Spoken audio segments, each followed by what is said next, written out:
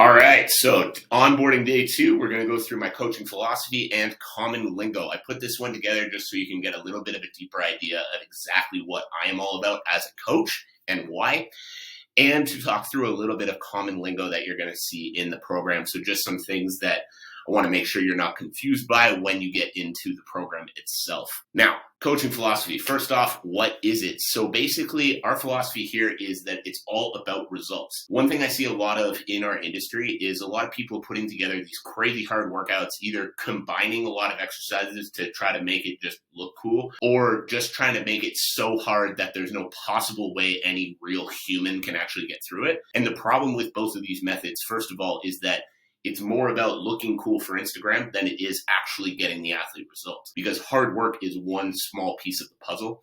And I'm going to get deeper into that for you. But basically, our philosophy here is that it is all about results. It is always about continuing to build your athletic ability while never sacrificing your actual skills training as well. Because you can be the greatest, most hardworking athlete in the world. If you don't have good skills, you're not going to be successful. You can have the best skills in the world. If you have no athletic ability, no ability to push the pace, to beat opponents to the punch, anything like that, you are also not going to be successful. So the ability to combine both is where we see success, and that is exactly what we do. And that is why also hard work, I've just said, is a small piece of the puzzle. Because if we crush your legs in the gym on Wednesday evening, and then you go to try to spar Thursday evening, you're going to be exhausted, your legs are going to be burnt to shit, and if that's the case, you're not going to have a good sparring session. So our goal, yes, is to push you, but is to push you within your ability that you're never sacrificing skills training. So that's why our company philosophy is building better athletes one day at a time. We're not trying to put such a heavy workload on you that you're sore for 4 days and can't do anything. We are always trying to put just enough workload on you that you're progressing physically, but you're also able to do your skills training. And by doing that over a longer extended period of time, you are going to see absolutely phenomenal results with your gas tank, absolutely phenomenal results with your strength, your speed, your power, every piece of being an athlete. And now your skills coaches have a higher level athlete to work with, which in turn develops you into that killer that you know you can be. So how do we develop this? Again, I talked a little bit about everything that, I see in the industry, which is either people working just plain and simple way too hard and then trying to just deal with the pain. Whereas, what our focus is to continue to push you, but putting the focus on health and longevity long term so that we can continue to work with you for years and build the best possible athlete that you can become. The other piece of the puzzle, and this is where it's really important, is when you are actually in the program, what I need you to do is not just look at the exercise and say, okay, it's a squat, so go do a squat. Watch the video and read the actual coaching cues, because it's not just about what you do, it's about how you do it. If we can get you lifting and sprinting and jumping in ways that are using the right muscles that translate better to the actual sport itself, you're going to get better results faster. You're going to improve your movement patterns, which improve your gas tank without even touching the conditioning work. So it's not just about what you do, it's about how you do it. Next piece we want to get into is common lingo that you are going to hear in the program. So common lingo that you're going to hear in the program. Number 1 is RPE. Now, RPE is rate of perceived exertion, and basically this is all about intensity when you lift, or this can be in our conditioning work as well. So rate of perceived exertion is on a scale out of 10. So imagine 10 out of 10 being 100%. So like your absolute max lift, your absolute 100% intensity, anything like that. Now the scale works back. So in terms of reps, the scale works back like this.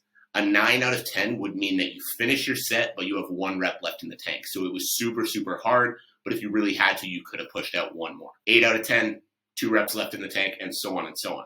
So very commonly, like if you see an exercise that is 7 out of 10 RPE in the program, what you want to do is find that range where you feel like you could do 3 more good quality reps before that was too much. And that's the number that we want you working at for that day.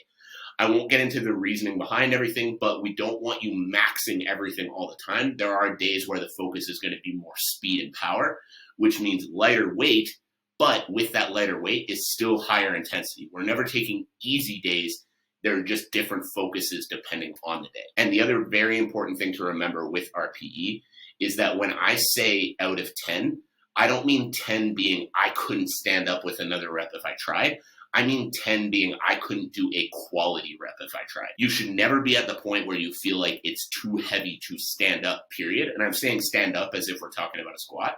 It should be to the point of I have 3 more, 7 out of 10 should be I have 3 more reps before I couldn't do another quality rep like we actually want it to look without failing. Tempo. Now, commonly you're going to see in the program descriptions or program summaries something as an example 301 tempo. So basically what I want you to think there is the first number, so in that example, the 3, is your eccentric motion. So that would be your loading phase. So if we're talking about a squat, that would be your way down in the squat. So you count 3, 2, 1, and when you hit 1, you're at the bottom of your squat. 0 is your isometric phase, so how long you're actually at the bottom. So if that was like a 3-3-1, that would mean a 3-second pause at the bottom after counting to 3 on the way down. And then the 1, the final number in that number, is the concentric phase or the exploding phase. So basically that would be the way back up in a squat. That would be pressing off your chest, doing a bench, whatever else it is like that. So whenever you see tempo, always think first number is the loading phase, second number is the pause, third number is the exploding phase. Now, ROM is range of motion. So plain and simple, this means how much movement we want in any given movement. So generally, all you're going to see there is full ROM because we don't do a ton of half rep stuff.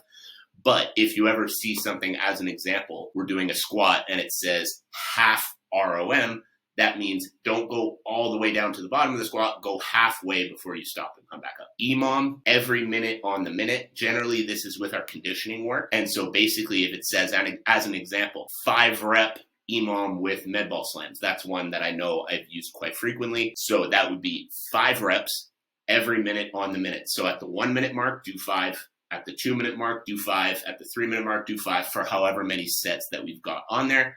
And then generally that means full rest in between each set as well. Now, aerobic and anaerobic are our conditioning terms. So aerobic is basically when we're doing lower intensity, longer duration conditioning, we're going to say aerobic, which is basically your body's generator. That's your ability to generate energy over a longer period of time. So this is basically building up the size of your gas tank. And then anaerobic is your ability to be at 100% intensity. So if you ever see anaerobic intervals, anaerobic conditioning, basically what we're focused on that day is your ability to explode at absolute 100 followed by rest times. If you see aerobic in the conditioning, so that can be steady state cardio, that can be aerobic intervals, anything like that, then you know that the intensity is a little bit lower.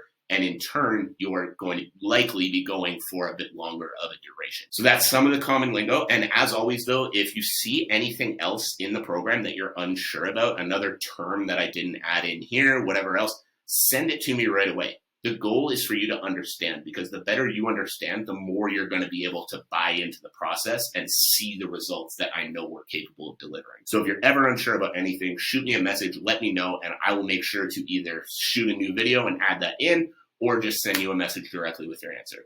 So I appreciate you. Thank you. And I'll see you in the next video.